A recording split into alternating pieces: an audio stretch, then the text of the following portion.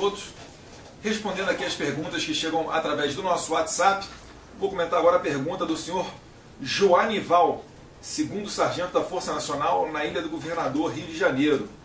E a pergunta dele é o seguinte: com o STF inerte, entre aspas, há tantos processos de políticos envolvidos a escândalos, o que fazer para que se ande e esses corruptos sejam realmente punidos com mais rapidez? Senhor Joanival, a sua frustração é a frustração de vários brasileiros.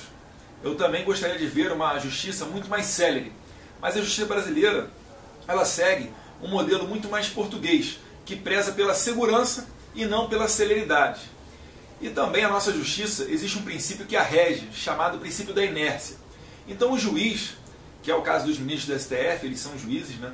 Eles não podem fazer o que eles bem entenderem, eles têm que esperar ser provocados.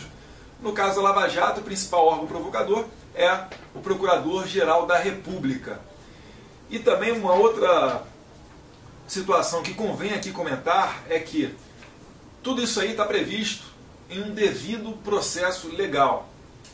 Não é a lei que eu gostaria, mas a gente não pode fugir desse princípio por receio de amanhã nós estarmos sendo vítima também de um processo célere em que não seja resguardado ali as garantias, né, de que a pessoa vá se defender. Então é mais ou menos por aí. Isso aí tudo é fruto da nossa Constituição de 1988, a chamada Constituição Cidadã, que foi feita por aqueles ditos perseguidos políticos. Então, na verdade, essas pessoas fizeram a Constituição com tantas garantias para o processado, porque eles se imaginavam amanhã estar sendo processados.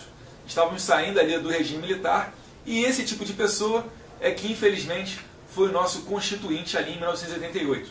Se o senhor der uma folhada no artigo 5º, vai ver diversas garantias. Algumas boas, outras nem tão bem-vindas.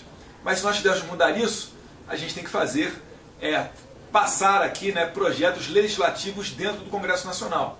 Por exemplo, eu fiz aqui uma PEC, número 185 de 2015, para acabar com essa história do presidente da República nomear os ministros do STF, do TCU e de outros tribunais superiores. Por que eu fiz isso? Porque, por exemplo, a presidente Dilma, que está com envolvimento nas operações Lava Jato, isso é inegável, já foi citada diversas vezes por delatores, quem analisa os crimes dela é o STF. Ou seja, o presidente nomeia quem vai o julgar. Qual é a imparcialidade desse juiz que vai julgar o presidente? Qual é a imparcialidade, por exemplo, qual é a liberdade, né, a autonomia dos ministros do TCU que vão julgar ali as contas da presidente?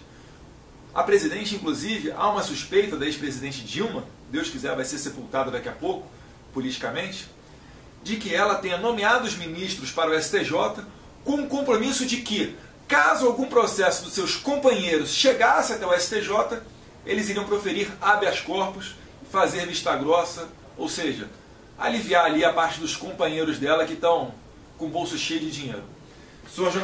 Senhor Joanival, não sei se respondi, eu apenas expliquei aqui como é que funciona um pouquinho do nosso sistema judiciário.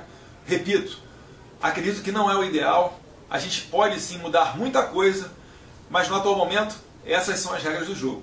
Perfeito? Um forte abraço, Sr. Joanival. Fique com Deus.